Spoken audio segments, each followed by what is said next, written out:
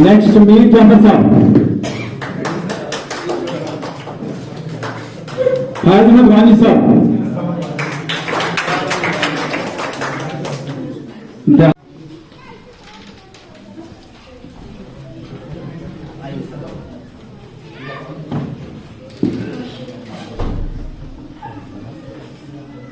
Bismillahirrahmanirrahim. Assalamu alaikum warahmatullahi wabarakatuh. First of all, we are highly thankful to the guests who are from other parts of India who have visited our Kashmir and especially this Larnu. And also to those people who have organized this very special program. And then after the management of this very institute, I would like to congratulate them. As I arrived here early in the morning, I was surprised to see the atmosphere of this very institute, and I thought and I feel that it's not a government school, it seems to me a very reputed private school. So this is a very good step that they have taken, especially regarding the education. I have been asked to just take only 5 minutes of you, and I would like to precise my speech in a very nutshell. But before that, I will request to each and every person, the assembly here, to make you conscious towards my words. एक कौम के लिए, एक कौम को अगर आप अरूज पे लेना चाहते हो तो उसके लिए 3 चीजों का होना लाजमी है। उसमें पहली चीज जो है वो है सेहत, health. Number 2 education, and number 3 is economy, that is trade. जिस कौम के अंदर ये तीनों चीजें हो और ये तीनों सेक्टर्स कामयाबी पे हो तो वो कौम जो है उसे हम तरक्की याफ्ता कौम कहते हैं। लेकिन अगर इन 3 चीजों को हम देखेंगे, सेहत, तालीम और हमारा तिजारत, इनमें से भी सबसे अहम जो है वो तालीम है, क्योंकि तालीम ही आपको सिखाती है कि आपकी सेहत कैसे ठीक रहे। तालीम ही आपको बता सकती है कि आपके लिए एक बेहतरीन साफ और शिफाफ एनवायरनमेंट कितना जरूरी है। तालीम ही आपको बता सकती है कि आप एक मस्बत और एक कामयाब तिजारत कैसे कर सकते हैं। So this is only because of the education.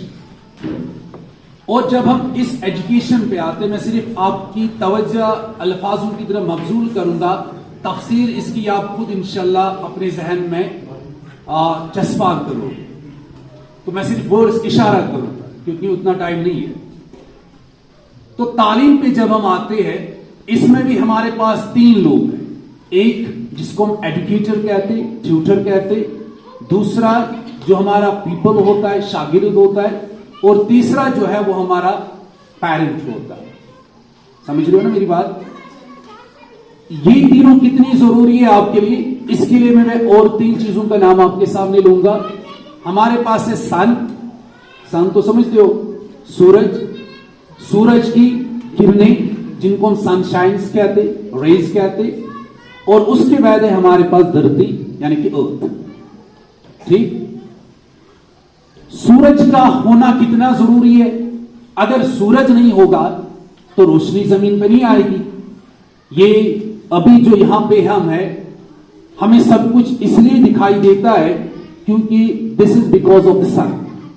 ठीक है, अब मैंने 3 चीजें आपके सामने रखी, टीचर, स्टूडेंट और पेरेंट। इन 3 चीजों का आजकल के समाज में होना कितना जरूरी है, इनको अब आप इन्हीं 3 चीजों से जोड़िए, सन, सन रेज एंड अर्थ। उस्ताद का काम बिल्कुल इस तरह है जैसे सूरज काम करता है। और शागिर्द जो है वो है सूरज की किरणें, और पैरेंट कौन है? अब जमीन। बात समझ आ रही है आपको? ठीक है। सूरज से जो किरणें निकलती है तब जाके वो किरणें जो है वो जमीन को क्या करती है? रोशन करती है। और आप देखो जब सूरज नहीं होता है, शाई नहीं निकलती है, रेज नहीं निकलती है, तो धरती पे आपको क्या दिखाई देता है? अंधेरा दिखाई। तो अब दुनिया को रोशन करने के लिए सबसे अहम काम किसका है? उस्ताद। सूरज मीन्स समझ आ रहे हैं ना आपको? और इसीलिए हम कहते टीचर किसको कहेंगे? एक short definition, a teacher or a person, okay, is one who helps others to acquire knowledge and competence. मैं शॉर्ट में आपको बता रहा हूं, ठीक है? अभी हमारे मेहमान ने आपको बोला कि टीचर जो है ही द सेकंड मदर। ये छोटी बात नहीं है।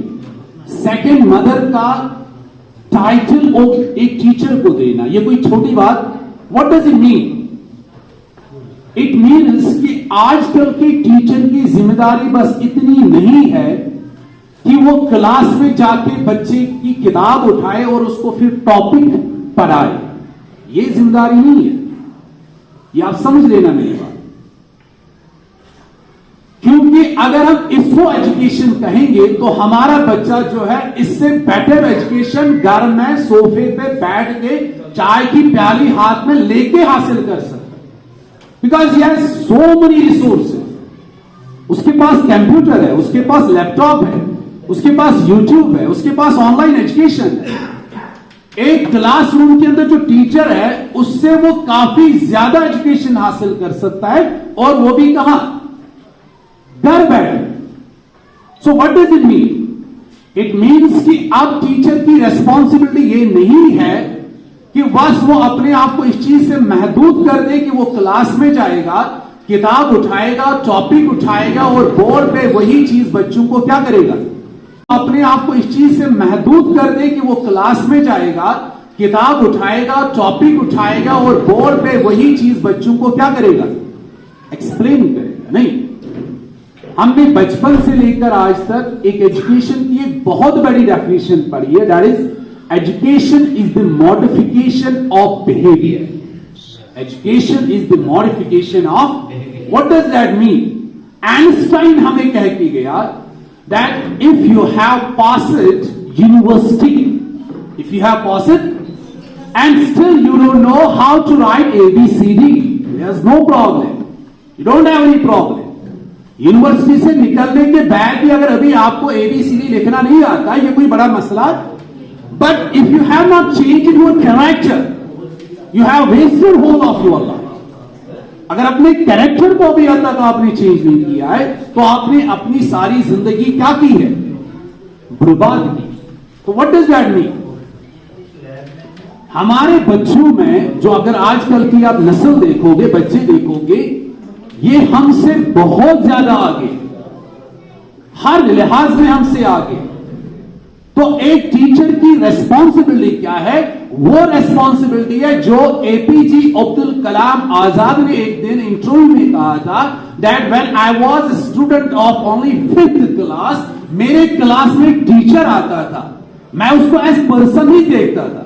जब वो आता था तो he was coming like a radiation of knowledge, radiation of knowledge.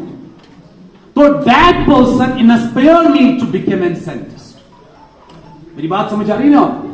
एक टीचर को देखकर बच्चा इंस्पायर होना चाहिए कि मुझे आगे जाके लाइफ में क्या करना है। समझ आ रहे ना आपको? He has different fields, her field हमारे पास है समाज में, लेकिन हमारा बच्चा इस लायक हो कि कल वो किसी भी फील्ड में जाके उस फील्ड में एज ए लीडर काम करे, नॉट एज ए फॉलोअर। समझ आ रहे ना आपको? We have to create the leaders in the society, और which sort of leaders?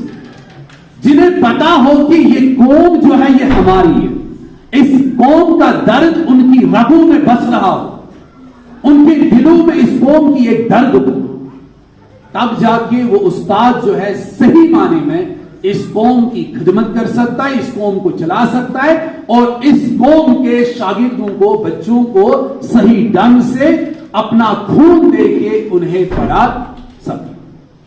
Okay, तो मुझे नहीं लगता इससे आगे मुझे और कुछ बोलना चाहिए, because we have short of time. Thank you very much.